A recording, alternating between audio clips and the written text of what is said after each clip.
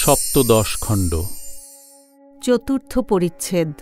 নরেন্দ্র প্রভৃতিকে স্ত্রীলোক লইয়া সাধন নিষেধ, বামাচার নিন্দা। পূর্বকথা তীর্থদর্শন, কাশীতে ভৈরবী চক্র, ঠাকুরের সন্তানভাব। ঘরে ছোট তক্তপোষ্টিতে ঠাকুর বসিয়াছেন।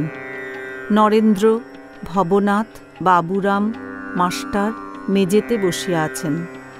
ঘোষপাড়া ও পঞ্চনামী এইসব মতের কথা নরেন্দ্র তুলিলেন। ঠাকুর তাহাদের বর্ণনা করিয়া নিন্দা করিতেছেন, বলিতেছেন ঠিক ঠিক সাধন করিতে পারে না, ধর্মের নাম করিয়া ইন্দ্রিয় চরিতার্থ করে। নরেন্দ্রের প্রতি বলিলেন, তোর আর এসব শুনে কাজ নাই। ভৈরব ভৈরবী এদেরও ওই রকম। কাশীতে যখন আমি গেলুম তখন একদিন ভৈরবী চক্রে আমায় নিয়ে গেল। একজন করে ভৈরব, একজন করে ভৈরবী। আমায় কারণ পান করতে বললে। আমি বললাম, মা, আমি কারণ ছুঁতে পারি না। তখন তারা খেতে লাগলো। আমি মনে করলাম এইবার বুঝি জপ ধ্যান করবে। তা নয়, নৃত্য করতে আরম্ভ করলে। আমার ভয় হতে লাগলো, পাছে গঙ্গায় পড়ে যায়। চক্রটি গঙ্গার ধারে হয়েছিল। স্বামী স্ত্রী যদি ভৈরব ভৈরবী হয় তবে তাদের বড় মান। নরেন্দ্রাদি ভক্তের প্রতি, কি জানো, আমার ভাব মাতৃভাব, সন্তান ভাব। মাতৃভাব অতি শুদ্ধ ভাব, এতে কোনো বিপদ নাই। ভগ্নীভাব এও মন্দ নয়। স্ত্রীভাব বীরভাব বড় কঠিন। তারকের বাপ ওইভাবে সাধন করত, বড় কঠিন। ঠিক ভাব রাখা যায় না। নানা পথ ঈশ্বরের কাছে পৌঁছিবার, মত পথ। যেমন কালীঘরে যেতে নানা পথ দিয়ে যাওয়া যায়, তবে কোনো পথ শুদ্ধ, কোনো পথ নোংরা। শুদ্ধ পথ দিয়ে যাওয়াই ভালো। অনেক মত, অনেক পথ দেখলাম, এসব আর ভালো লাগে না। পরস্পর সব বিবাদ করে। এখানে আর কেউ নাই, তোমরা আপনার লোক। তোমাদের বলছি, শেষে এই বুঝেছি, তিনি পূর্ণ, আমি তাঁর অংশ। তিনি প্রভু, আমি তাঁর দাস। আবার এক একবার ভাবি, তিনি আমি, আমি তিনি। ভক্তেরা নিস্তব্ধ হইয়া এই কথাগুলি শুনিতেছেন। ভবনাথ বিনীতভাবে, লোকের সঙ্গে মনান্তর থাকলে মন কেমন করে, তাহলে সকলকে তো ভালোবাসতে পারলুম না। শ্রীরামকৃষ্ণ, প্রথমে একবার কথাবার্তা কইতে তাদের সঙ্গে ভাব করতে চেষ্টা করবে।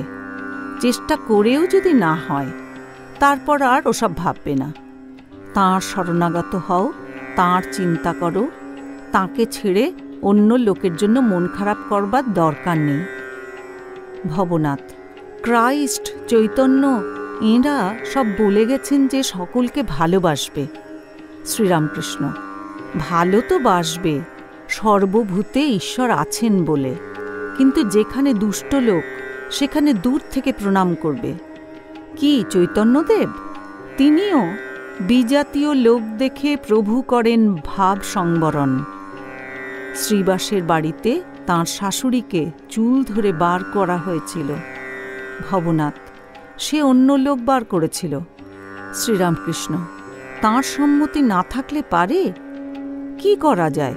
যদি অন্যের মন পাওয়া না গেল তো রাত দিন কি ওই ভাবতে হবে? যে মন তাঁকে দেব, সে মন এদিক ওদিক বাজে খরচ করব? আমি বলি, মা, আমি নরেন্দ্র, ভবনাথ, রাখাল কিছুই চাই না, কেবল তোমায় চাই। মানুষ নিয়ে কি করব? ঘরে আসবেন চণ্ডী, শুনব কত চণ্ডী, কত আসবেন দণ্ডী, যোগী জটাধারী। তাঁকে পেলে সবাইকে পাব। টাকা মাটি, মাটি টাকা, সোনা মাটি, মাটি সোনা, এই বলে ত্যাগ করলুম, গঙ্গার জলে ফেলে দিলুম। তখন ভয় হলো যে মা লক্ষ্মী যদি রাগ করেন, লক্ষ্মীর ঐশ্বর্য অবজ্ঞা করলুম। যদি খ্যাঁট বন্ধ করেন, তখন বললুম, মা তোমায় চাই, আর কিছুই চাই না। তাঁকে পেলে তবে সব পাব। ভবনাথ হাসিতে হাসিতে, এ পাটোয়ারি। শ্রীরামকৃষ্ণ সহাস্যে, হাঁ, ওইটুকু পাটোয়ারি। ঠাকুর সাক্ষাৎকার হয়ে একজনকে বললেন, তোমার তপস্যা দেখে বড় প্রসন্ন হয়েছে, এখন একটি বর নাও। সাধক বললেন, ঠাকুর যদি বর দেবেন তো এই বর দিন, যেন সোনার থালে নাতির সঙ্গে বসে খাই। এক বরেতে অনেকগুলি হলো, ঐশ্বর্য হলো, ছেলে হলো, নাতি হলো। সকলের হাস্য।